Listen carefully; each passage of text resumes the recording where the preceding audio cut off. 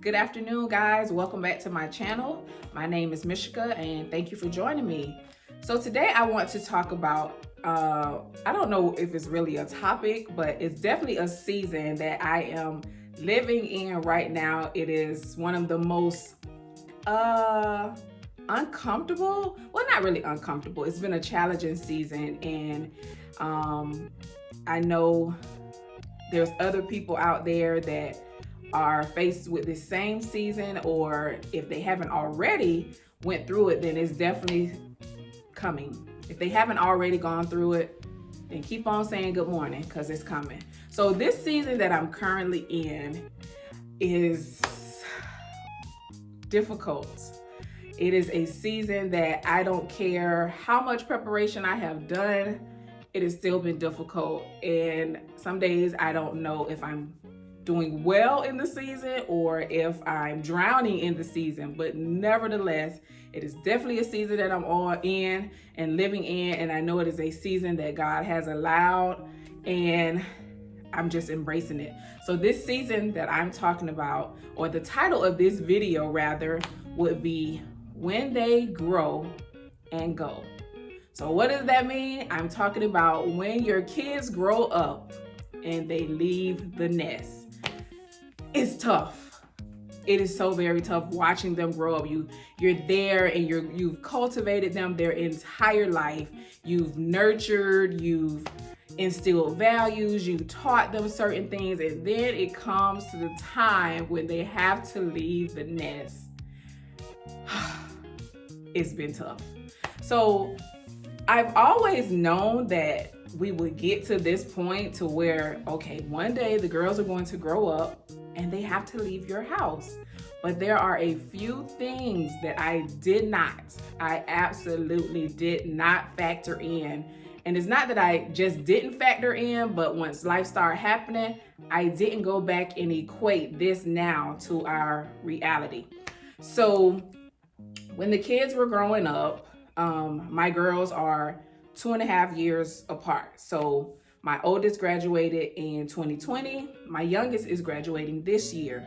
So as they were growing up, and like I said, you're teaching them all these things, you're teaching them life skills, and you're teaching them how to carry themselves as young ladies, because that's a challenge, being a parent to young ladies, because there's so much going on in the world that our young ladies either don't know about or they were not taught. And in my kids' case, my kids were so sheltered their entire life. They have been so sheltered, and they are what people in the world or the streets may call green, because is some things they just do not know.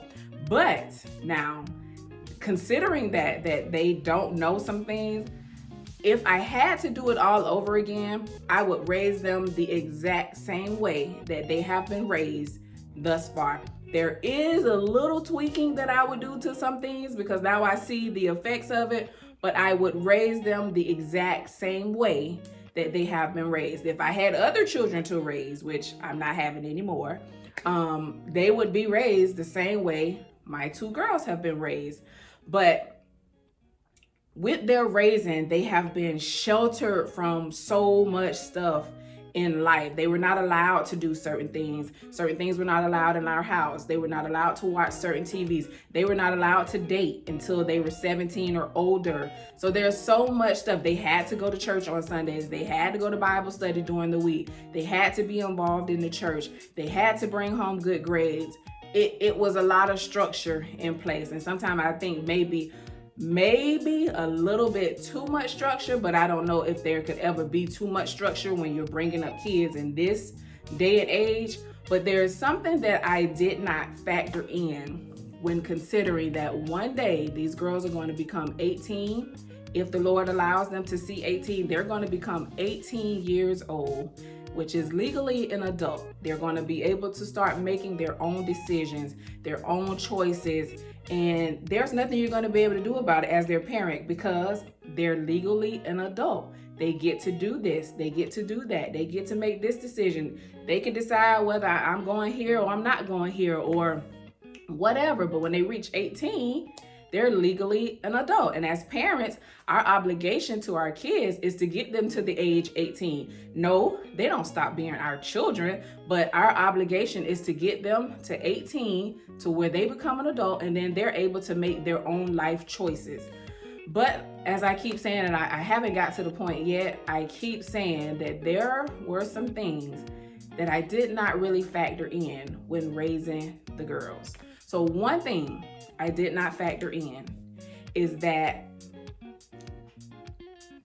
when they grow up, so as a mother, watching your girls grow up, becoming who they're going to become, or getting out and living their own life is so difficult to sit back and watch them have to figure out things on their own or just encounter life. It's so difficult sitting back and watching. And as a mother, you feel like, I'm going to be there and I'm going to protect them their entire life. Or you want to. You can't, because when they get 18, they can say, Mom, leave me alone. But you want to, and you feel like as the parent, that is what you're supposed to do. You're supposed to be like this mother hen and just protect them from everything. But by protecting them from everything, they're not experiencing life because they're still being sheltered and covered, and they can't see this and they can't see that. And like I said, I think my kids may have been a little too sheltered, just a little bit. There are some things that I would redo or instill a little differently. But watching them now, and I'm like, oh my gosh. But I have to sit back and watch and let them make the decisions on my 20-year-old, not my 17-year-old, because she's still not grown yet. But I have to stop and I have to watch my 20-year-old make certain decisions, and I can't say anything. I have to let her live. But raising them, one thing later on in life that I did not consider is that we had instilled in them all of this stuff, and yes, they were going to grow up one day, but after divorce, I did not rethink or recalibrate the fact that you're going to watch them grow and leave your nest as a single mother. That has been difficult because raising them, it was always two parents together raising them and preparing them for 18 and college life. But now when that's no more the reality, I think in my case, it has made it a little bit tougher because I'm watching them grow and it's like I'm stuck, because when we were raising them, it was two people. Now it's one parent in the house with them, and it's been hard. And another thing that I did not factor in is that, it wasn't supposed to be like this, but COVID has changed everything. I did not factor in, or I did not take into account that a possibility would occur that my children would be leaving the house in the very same year. Yes, they are leaving the house in the same year. Well, that is the plan, that they both will leave the house in the same year. So my oldest left the house in January, and in a couple of months, I'll be doing this again with my youngest. When she makes her decision on what school she's going to go to, I'll be packing up and moving my youngest somewhere. And so that now leaves me as an empty nester in a house by myself, where I have raised two kids in this house. It has been an adjustment, or it's going to be an adjustment. This is going to be a huge adjustment. And sometimes I get so overwhelmed thinking of, oh my gosh, I'm about to be in this house by myself. The kids are gone, they're grown, and they're living their life. So what is it time for me to do now? Live my life as well. As parents, we put so much stuff on the back burner. We put so much stuff aside because we make our kids our priority. Well, let me speak for myself. I made my kids a priority. Their well-being, everything about them, I made a priority. I put them first in everything. There's so much that I didn't do either for myself or desired to do because I put the needs of my kids first. Everything, I put them first. They were my priority for everything. And so now the reality is I get to put myself first for once. And not saying I could not have put myself first as raising the kids or while I was raising my girls. I could have, But I feel, and this is totally my opinion, however you want to parent, that is on you. But I feel as a parent, your obligation is to your kids. God gave you your kids. Those are precious gifts that He intends for you to value, to take care of, to instill in them godly character, godly principle, to make sure that those kids lack for nothing, because it is a precious gift that He has given you. Not everybody has had the opportunity to be a mother. So mothers or parents in general, when you become parents, it is indeed a great honor that God has bestowed upon you, and you have to value your kids as the precious gifts that they are, that God has loaned to us.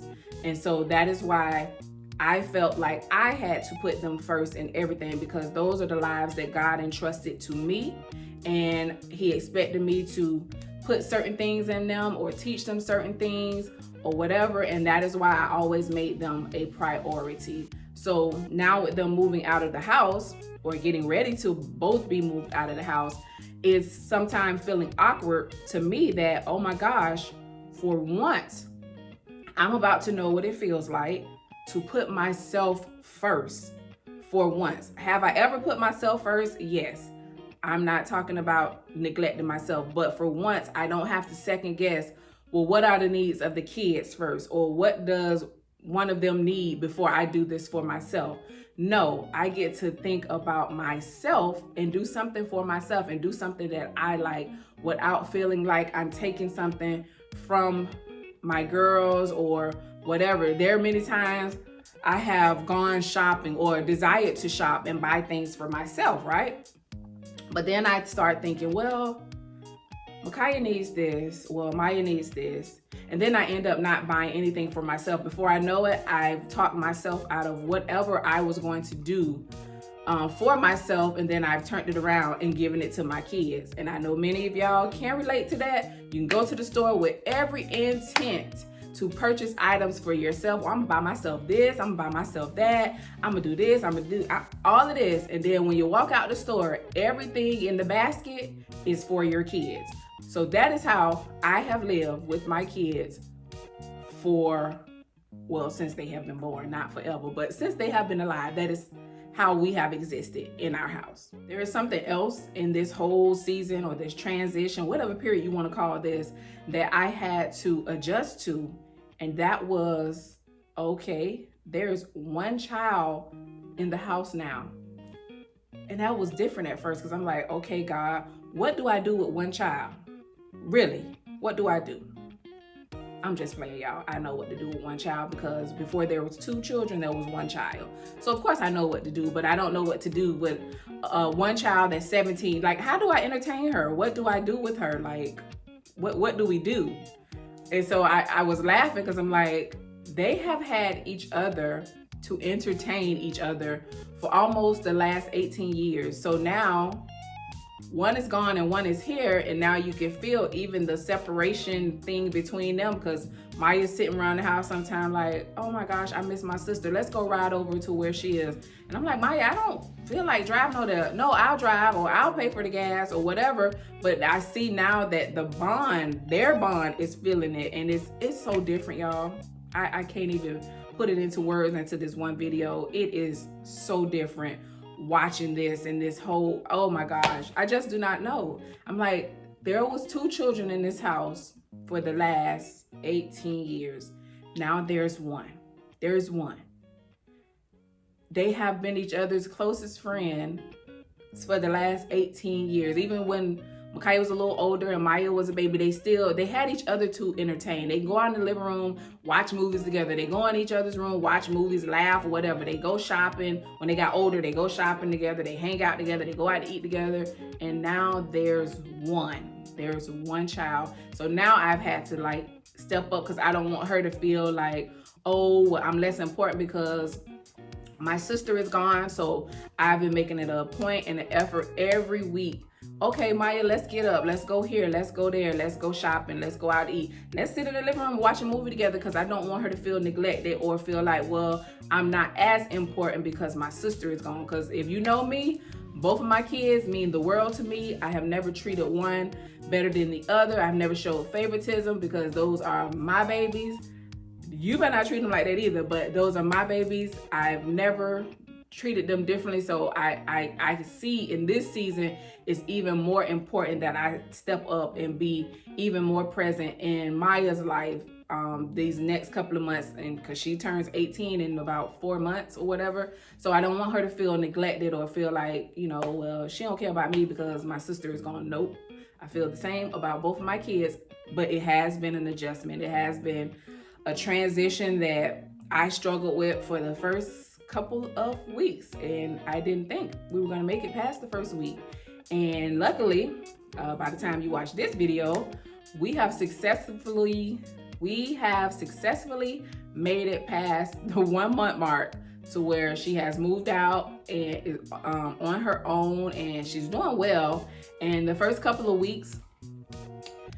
week rather, I was over at her dorm maybe 3-4 times the first week because it was so strange. It was so different. Like I can't, if y'all really know me, y'all know this was very different for me. This is whew. And so I panic a little bit thinking ahead, and Lord, I don't know what to do with a house with nobody in it, because raising the kids, I never equated that one day it may just be you in the house. Never considered that, or never really went back to revisit that thought even after divorce, that when your kids grow up, if you don't marry again before they reach 18, you're going to be in the house with them, and then you're going to be in the house with them by yourself. Or no, you're going to be in an empty house when they move out. So what is next for me? I don't know. I have been thinking, and I just do not know what is next. I do know that God has a plan. God has a purpose. Of course, this is no surprise to God because He created us. He knew all of this was going to play out the way it is playing out before we were ever created. So I know God has a plan. God has a purpose. I know God is very mindful of me and my family. And I know that He knows this is a hard season for me. And I know that He's not going to forsake me or leave me to myself. I'm sure He's going to make His purpose real plain and real clear as to what I'm to do next in this season, this upcoming season of my life, becoming an empty nester. That even sounds funny altogether. Me, an empty nester, because you always see me with my girls. So yeah, I know God has a plan. One thing I treasure or I value is that my girls have been raised in church. They know the word. They have their own relationships with God.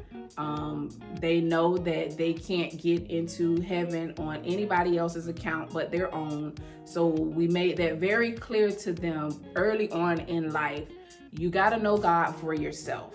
You got to know Him. You got to be able to go to Him in prayer by yourself. Yes, it's great to pray as a family or with other people, but you have to establish your own prayer life for yourself and it not be dependent on anyone else.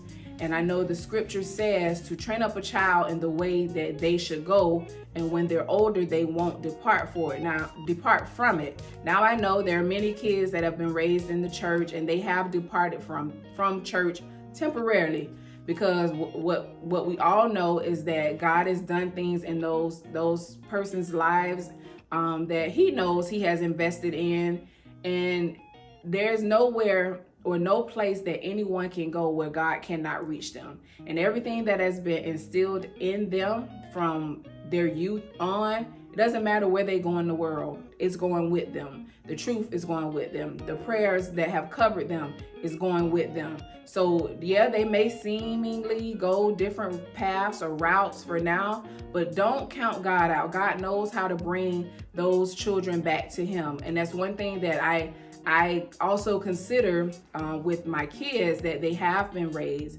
We have trained them. And, as parents, you have to even accept that they may decide to go astray. There are so many kids that you hear them all the time. Oh, I can't wait till I turn 18. I can't wait till I get out your house. I ain't going to church no more. I ain't doing this. I ain't going to Bible study. You can't make me. But they could say all of that, but what's invested and instilled in them is going with them. And eventually, once they done went out and they didn't let life beat them around, they eventually take that turn back to God. So if you're a parent and you're watching this today and you have a child that you've raised in God, you've instilled godly principles, you know that they know the Lord for themselves, don't be discouraged if you look at their life right now and it is not exactly lining up to what you have instilled in them. Don't count God out. God has the final say, and God knows how to touch that heart. God knows how to touch that mind, and God knows how to retrieve what is His. Doesn't matter where they go in the world. There's no place in this world that we can go that God can't reach us. We can be in the lowest of valleys. We can be on the highest mountaintop. God can reach real low to pick us up, and He can reach real high and grab us off that mountaintop and bring us back to where He would have us to be. So be encouraged, parents. If it's you, if you got that child that is seemingly gone astray, keep on praying for them. Don't give up on them. Keep praying, keep fasting for them, call their name up before God. Find some people that you know can get a prayer through. Have them praying for your child, until you see them get back on track. Don't give up on your babies. I always have been taught, don't give up on something or people that you love, not just something, but the people you love. Don't give up on them, because many times it's our love and the fact of knowing that we love them is what sometimes draws them back. As parents, we have made so many sacrifices for our kids. And I was talking to my kids one day and we were just talking about, some things we had been through and just how life took a turn. And I was telling them, I was like, don't ever tell or feel or tell anybody or say out of your mouth that I have not made sacrifices for you, because I have made many sacrifices. And I'm not tooting my own horn, because as a parent, that's our role. We got to make some obligations, or not obligations. We have to make sacrifices for our children. And one of the sacrifices that I made when my divorce became final in 2016, when I packed up the house, getting ready to move, my plan was to eventually move back home, which is in South Florida. But my kids, and I tell you, they really had me wrapped around their finger. But it was where I was in my heart too, because I know this whole ordeal had affected them tremendously. And I was willing to do whatever I could to make it an easy transition and make them feel like none of this was their fault. So what they asked me, well, one of them asked, and then they both kind of came and said the same thing. And it was like, we know you want to move back to South Florida with your family. We know you don't want to stay here, but can you please stay here long enough for us to finish school? Now, at the time, they were in 6th and 8th grade. So which school are you talking about finishing? Are you talking about finishing middle school? No, they were talking about, can we please stay here until they graduate high school? And at first I was like, do y'all know how many years that is? That's a long time that I don't want to be in this city. I don't want to live here. And it was like, please, that's all we ask. So how was I gonna say no? How? They came so humble and they were so sincere. Mommy, please, that's all we ask, is that would you please consider staying here until we finish school? So because of the mother that I am, I decided to stay for them. And I could not stay for one child to finish school without doing it for the other. So what in my mind I had equated as a temporary stay at first. And maybe they'll get through this and be like, no, let's go ahead and move from here. It's time to go. We need to move. No, they never changed their mind. And here we are 6 years later, and I'm still in this town that I wanted to move from in 2016. So I sacrificed what I wanted to make them happy. And I don't regret it. I'm not a fan of living here, but I don't regret it. If that is what made them happy or would bring them some type of peace, because I never wanted them to feel like divorce or our divorce had anything to do with them, and it was a punishment to them. And truly, they were born here. I'm not from here, but my kids were born here. And all their friends that they had gained was from here. And I do know moving back down south would have been a complete culture shock for my children, because this town is small, it's country like. I'm from South Florida, it's busy. And I feel like they would have been in an absolute culture shock. Would they have gotten over it? Of course they would have. But I wanted to do whatever I could do to make them happy, to settle their hearts, and give them that option. I mean, because they didn't have a say in whether we stayed together or we divorced. But they did have a say in whether we move then or we move later. So I stayed. Now, I can't tell you that I'm going to stay here, because with them growing up and going on their own now, it makes no sense for me to stay here. I don't have any biological family here. My close friends, they don't live here. I do have some coworkers that have turned into family, but I myself don't have any biological family here. And I feel like I'm gonna be like, just existing here. And so my plan is to move from here. I don't know where God is going to have me go or lead me. I'm just praying that, Lord, you open the door so I can leave this city.